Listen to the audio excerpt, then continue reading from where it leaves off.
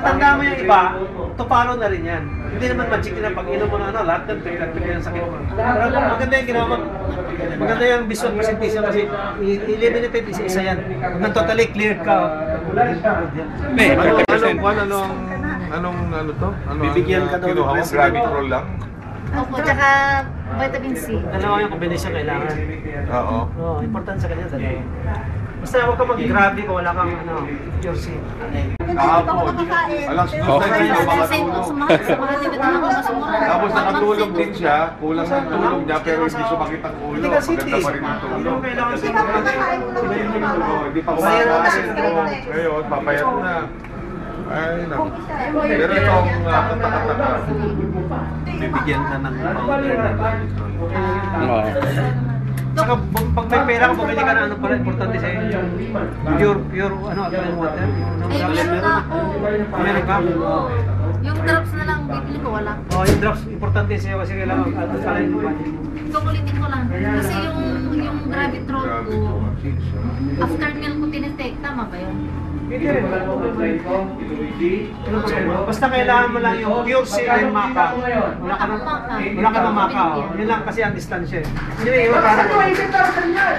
Kasi yung pure C, yung 30 minutes before meal. Tapos yung Gravitol, 30 minutes after meal. Pero hindi magdadagdag ng dosage kasi ang bigay mo lang sa akin one lang. Hindi, pwede ka magdagdag. Dagdagan mo isa pang capsule. Ano? Wala kang tanghali. Hindi mo ilagay sa tanghali. So, Kasi wala kang healing crisis eh. So yung 1991 po ako na tuklasan na ako nagkaroon ng diabetes. Isang aksidenteng ako ay nakagat lang ng lamok. Kinamot ko. Lumaki na lumaki yung sugat ko. Pagkalipas ko ng mga 3 weeks, masyado nang malaki yung aking sugat. Dinala ko sa ospital. Nakita ko nung doktor, pinamot ko ako. Pero nagtatako yung araw-araw ako nasa doon sa Welcome Rotonda na ospital. Araw-araw pinapalitan yung gasa, ginagamot ako. Pero hindi gumagaling. Pagkalipas ko ng mga mahigit na 2 buwan ako pabalik-balik araw-araw, ako nagpunta doon sa pinsang kong doktor. Ang akin nung pinsang doktor yung Manuel Perez na pinsang buo ko, ang kanyang nanay at tatay ko magkapatid. Sabi sa akin, pinsan, bago ka ba inopera ng paa mo tinanong ba sa'yo kay diabetic? Sabi ko, hindi. Lahi tayo ng mga diabetes. Ipacheck ka muna at alamin ko sa'yo kung bakit ikaw hindi gumagaling. Nung makita ko niya, sabi niya, hindi talaga gagaling ang paa mo dahil may diabetes ka, napakataas ng diabetes mo. Hindi ka dapat inopera ng paa, sabi sa kanya. Pag ginawa ko niya, pinagtiyagaan ako, hindi ako pinakain ng mga alam niyang bawal sa akin. Hanggang sa ako'y sinusukat niya halos tuwing 1 linggo, sinusukat niya yung aking sukat ko lumiliit. Hanggang sa lumiit na ako ng lumiit, meron siyang mga ikinamot sa akin. Akala ko nung tapos na dahil gumaling na yung aking sugat. Pero matagal pa rin, nabot pa rin ng mga 2 buwan. Pagkalipas ng dating 2 buwan. Sa paglipas ng mga panahon, matako pa rin ako kasi akong kumain ng mga matamis, leche plan. Lahat yata ng matamis gusto ko hindi ko talaga maiwasan. Pero doon nung ako binigyan ng papel ng aking pinsan, ito lang ang ipapayo ko sa iyo. Ito huwag mo kainin, huwag mo kainin. Bakit pinakamalaki sa lahat inilagay, diet. Ang laki sulat. Yan natatanda mo sa buong buhay mo yun sabi sa akin, diet. Pero hindi ko nalusunod yun dahil malakas ko akong kumain, madami akong kung ano yung gusto kong kainin, kinakain ko. Hanggang sa dumating na yun 1991, pagdating ko ng mga panahon na yun, simula na hindi na ako naubusan ng gamot na talagang pareho sa diabetes. Wala nang katapusan, napakamahal. Wala nang katapusan, nag-umpisa sa mga 5 milligrams, 20, sunod-sunod na, hanggang sa, meron na akong ginagamot sa puso, meron na akong ginagamot sa arthritis, meron na akong ginagamot sa mata, meron na akong tumamaga ng paa ko, kasi namamanas na rin yung mga paa ko, ganyan. Dumating mo ang panahon na ako'y inoopera sa mata dahil nabulag ko yung dalawang mata ko dahil din sa diabetes. Umpisa ko muna ito ng bulag, pagkalipas ko ng 6 na buwan. Hindi ko malinaw ito dahil ako inooperahan. Sabi sa akin ng doktor, pag sa loob ng 1 linggo hindi mo pinaoperahan yan, hindi po kaya i-garantiya kung makakakita ka pa. So, napilitan ako. Siyempre, alam nyo naman kung paano opera ng mata. Kailangan nyo ng mga 120,000. I-opera ng mata ko kabila. After 6 months lang, na-opera na naman yung kabila dahil ako nainitan lang. Nainitan lang ako, biglang nag-akod yung mata ko, hindi na makakita yung kabila. Na-operahan na naman. Sumunod ako, na-operahan din sa gallbladder. Operahan na rin ako. Tapos, ito hong mga nakalipas ng mga panahon, wala akong katapusan ng kabibili ng gamot. Katunayan naman yan ang aking cost ng na nakukonsumo kong gamot buwan-buwan hindi umaba ng 12,000. Gamot lang yun. Gamot lang yun na pang diabetes. Lahat ng klase kasi nasa akin ang lahat yung gagamutin. Hindi na ako pwede maka-atras dahil pag ako binigyan mo na reseta, sabihin sa akin ng doktor, ito sa high blood mo, ito sa hypertension mo, ito sa pamaga ng paa mo, ito sa arthritis mo, lahat na lang, isinulat sa akin. Ang dami na yan. Talagang ako papakiramdam. Punong-puno na yung aking bag. Sa aking bag, lagi kong dala-dala yung puno ng gamot yun. Kahit saan lumupunta, hanggang sa patin tinuturuan ako, magat hapon no, nagtuturo ako ng insulin. Ito hong nakalipas na mga ilang buwan, hindi na ako nakakalakad. Ako nasa bahay lang. Nagkataon ko kasi yung misis ko pumunta sa Japan. Hindi naman pa ako nakahiga. Pinayagan ko siyang makalis. Pero pagkalipas lang ko ng mahigit na 1 buwan, na-diagnose ako sa kidney center na kailangan na akong dialysis. Sabi sa akin maganda ka na ng pera mo. Ina-dialysis ka na. Talagang kabado ako dahil ang sabi sa akin, maganda daw ako ng 20,000 a week dahil 3 times a week daw. 20,000 a week. Kung hindi daw naman ako manap daw ng aking magdo-donate sa akin ng aking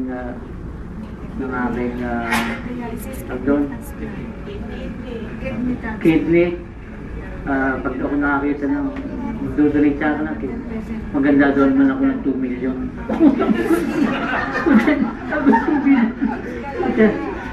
Lalo ako nagkasakit nung masabihin sa akin. Hindi na ako makatulog. Tuwing gabi, umiiyak ako. Nagkataon pa naman wala ang misis ko. Gabi-gabi umiiyak ako. Paano ba ito? Tuwing ako tuloy iinom ng gamot, nasusuka na ako. Sa dami ng gamot ko, ang dami. Talagang napakadami. Nasusuka na ako. Lahat ng lahat na yata ng klaseng ginumpal sa cholesterol. Lahat ng talagang bawat inom ko kasi 8. Ay meron pang pantangalit, may panghapon pa.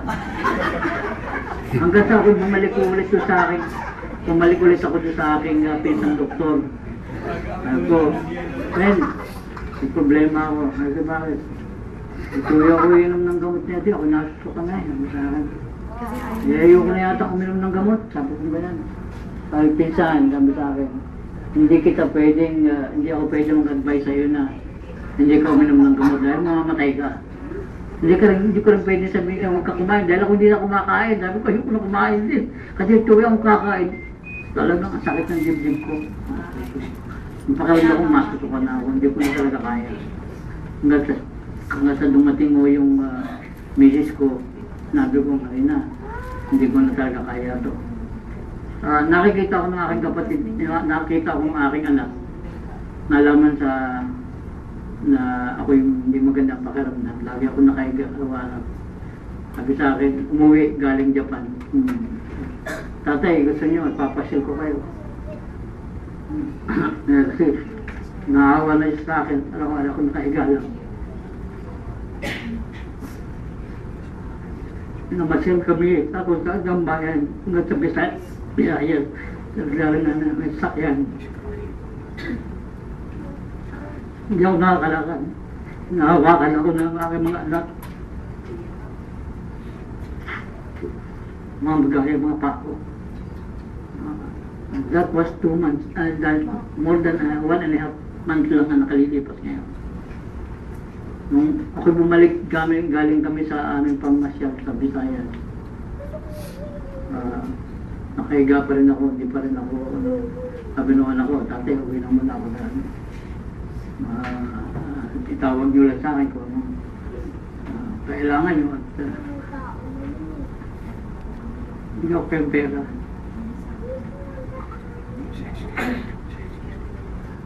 Ang ginawa ko, nagmutakulit ako sa akin pinsan. Kasi tanong ako dahil pinsang buo kasi kaya kami masyadong pulong sa akin. Naawa nga sa akin dahil kami nagkikita, umiiyak ako. Sabi sa akin sige, ano kaya kung hati-hatiin natin yung gamot mo. Tinignan niya yung mga klase ng gamot ko. Sabi sa akin huwag mo na muna ito naman halos ganito rin ang pangyon nito sa'yo. Ito na. Lumiit yung aking gamot. Pero nasusuka pa din ako. Sa mga iniinom ko, kung hindi pa talaga ako makakuan, masakit talaga ang dibdib ko. Dumating ito, binigyan ako ng sabi sa akin, minsan, pa-check up, general check up ka. At sasabihin ko sa iyo, bibigyan na lang kita ng isang pinakamahusay na doktor na sa heart center at saka sa kidney center na i-recommend ako sa iyo. Ito yung kaibigan ko kasi ito, sabi sa akin. Okay? Binigyan ako ng ito na gagawin mo, lahat ng testing na ito. Madami siyang general check-up na gagawin ko sa laboratory. One day bago ako magpa laboratory, dumating yung dalawang kong kaibigan dito na yan yan, nagpunta sa amin. Sabi, brother, balita ko ikaw din may sakit. Sabi ko, hindi na nga ako nakakatayo nerve na ako. Sabi sa akin, sabi ko, yan katunayan, pinakita ko sa kanila, ito yung laboratory test ko. Sabi ng doktor sa akin, kailangan na ako mag-dialysis. Pero sabi ko sa miss ko, kung gano'n ang mga gastos ko, hindi bali na lang. Saan naman ako kukuha ng gano'ng kalaking halaga? Sabi niya, sinyalins ako nila. Sabi sa akin, brother, ito meron kami dalang gamot. Huwag ka munang magpa-laboratory test. Testingin mo muna itong gamot namin na ito. Sabi ko, alam mo, ako'y sawan-sawa sa dami ng gamot na aking iniinom, sa dami na. Baka gusto lang yung dagdagan ito namin. Sabi ko sa kanila, baka gusto lang yung dagdagan ito. Tawala ako, sabi, brother, hindi ito gamot, katulad ng gamot na iniinom mo. Pinakita ko sa kanila, isang kahon mo. Lati kanila, dami kong gamot talagang. Oo, kasi bumili madami yan. Gusto ko isang buwan na akong bumili. Kasi nga para hindi na ako pabalik-balik.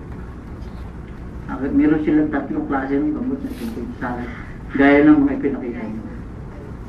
3 klase. Sabi sa akin brother, challenge kita sa loob ng isang buwan. Sabi sa akin ganyan. Kung hindi magbago mo yung pakiramdam saka may pagpatuloy yung gamot. Saka mo sabihin ako. Ginawa ko, sabi ko magkano ba yan? Sabi sa akin ko magkano. Sabi ko ako hindi na tumatanong, hindi ako tumatawa dahil sa akin ka ako ngayong oras na ito. Gumaling lang ako kahit magkano yan, bibili ko. Kasi hindi ako tinitingin sa kung magkano, kundi gagaling ba ako. Sabi sa akin, brother, gagaling ka.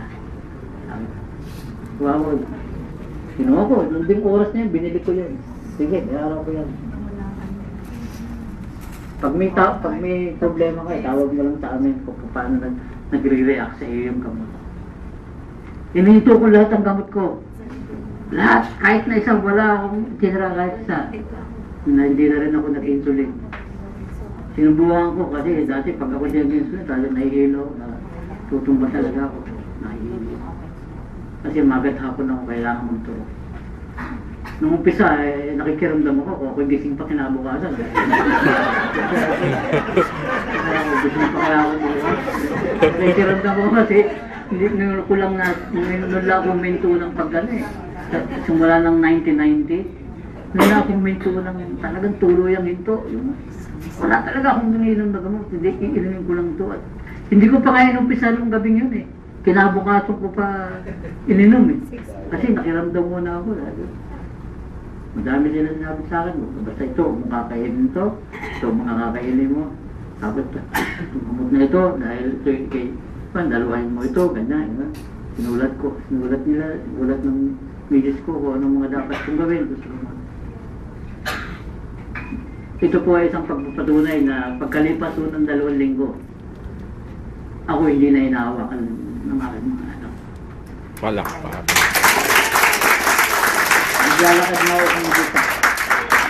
Naglalakad na ako mag-isa. Kanina lang ako, kapit naglalakad ngayon. Alam ng bitis ko yan. Pag ganun paakyat, talagang mga ilang, tatlo, 4 hakbang lang eh. Ikaw nagkagagan na. Sabi niya, Les, hanga na ako sa iyo. Sabi dami, mas papunta tayo dun, baka nakakahiya. Pero, aaminin ko, siyempre nahihirapan din ako. Dahil, wala pa nga 1 buwan ako nilang pinainom ng gamot eh. Pero ang pagpapatunay ko sa inyo, nakakalakad na ako. Yun ang sigurado ako. At nakakatulog ako ng minding. Yes.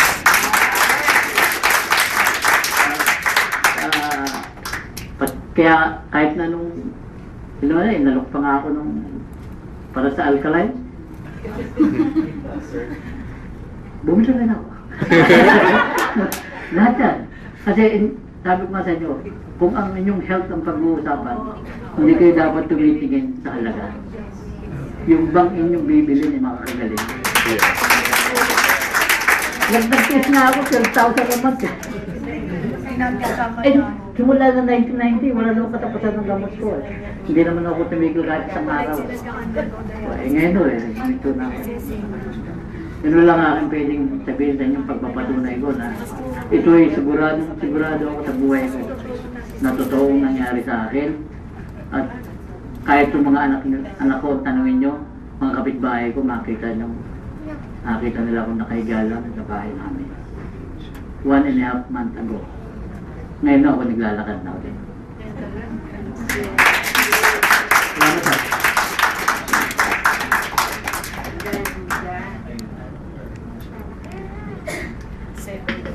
So, napakaganda na siya ni Brad. So, siya po ay mayroon siyang type 1 diabetes, insulin. So, mayroon siyang hypertension. Actually, mayroon siyang problema sa heart. I think it's angina pectoris, chest pain. So, mayroon bara yung puso niya. Saka, yung mata niya po ay komplikasyon ng diabetic retinopathy. Kaya naglalabo, inopera siya. So, yung extremities niya po, mayroon siyang claudication kipot. Kasi may tinatawag kayong diabetic neuropathy po. Masisira yung mga nerve endings mo. Kaya hindi nakakalakad. So, yun ang miracle na ginawa ng produkto po ng One Goal. So, may nag-text sa akin kasi, nag-text yung Mercury Drug, nagagalit sa'yo. Kasi wala na siya nakita. So, ma'am, mag-share ka? Si ma'am po, napakaganda sharing ni ma'am. So, very timely po.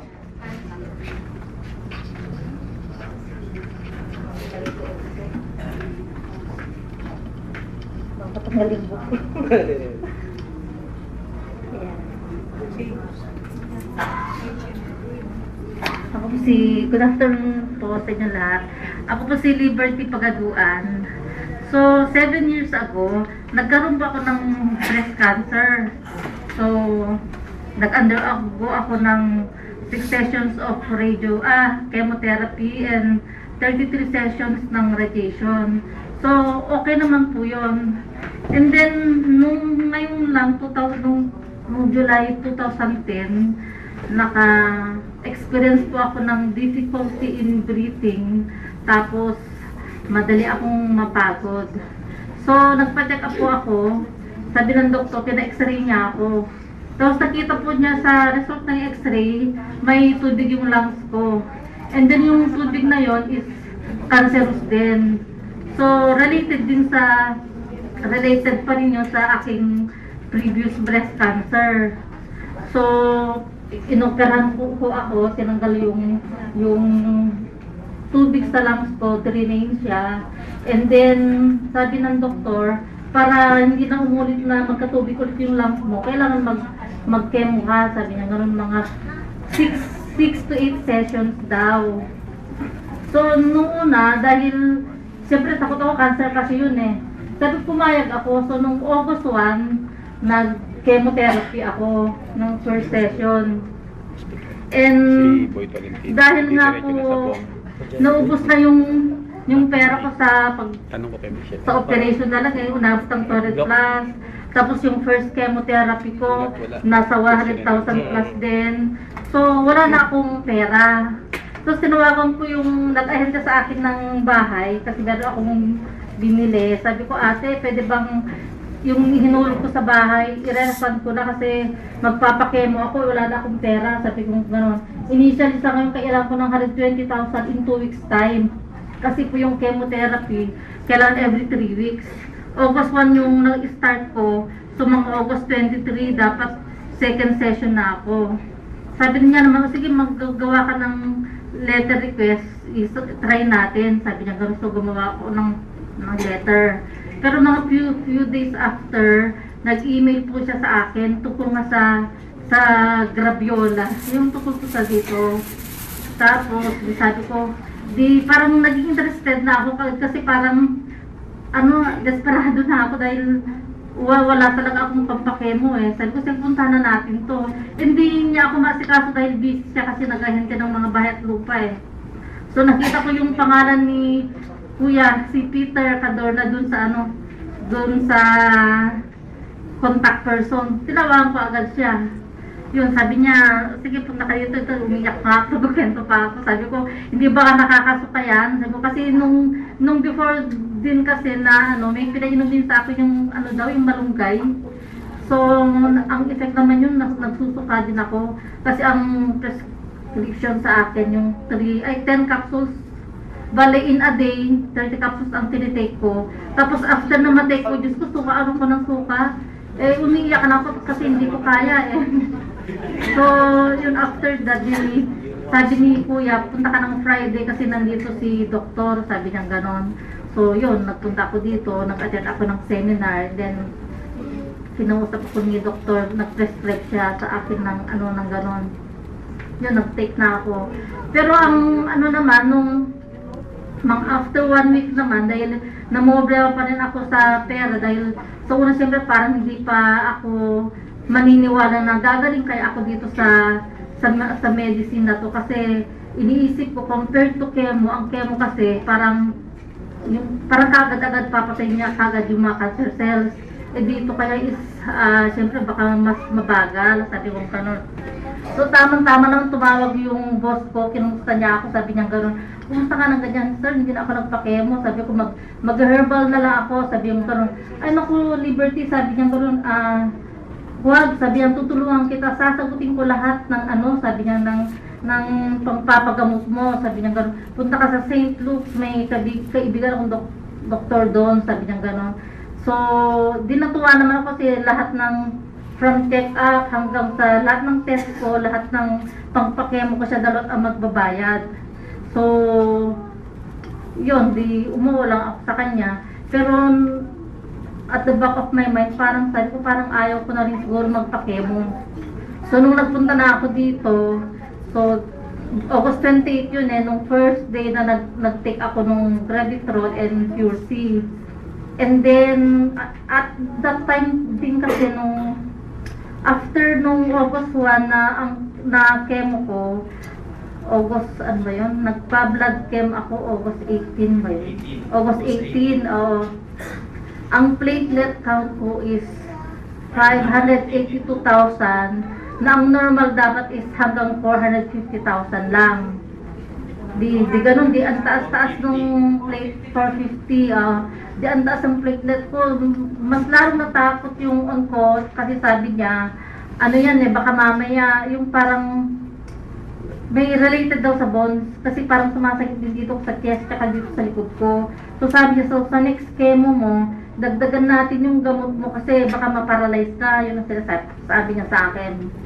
So, ay naku, di ba sala akong natakot. So, tinuloy ko na yung Gravitrol.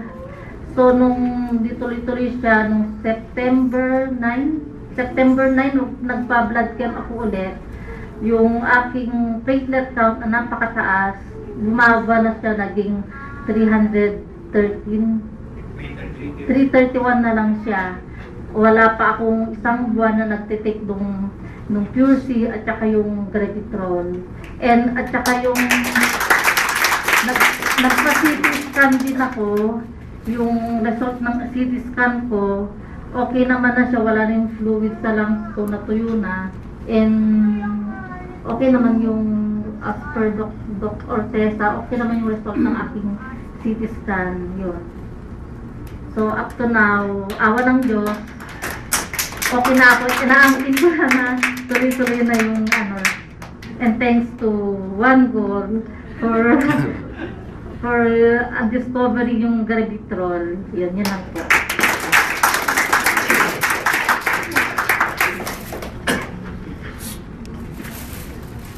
Thank you. Mayroong questions? Para kayo naiyak lahat.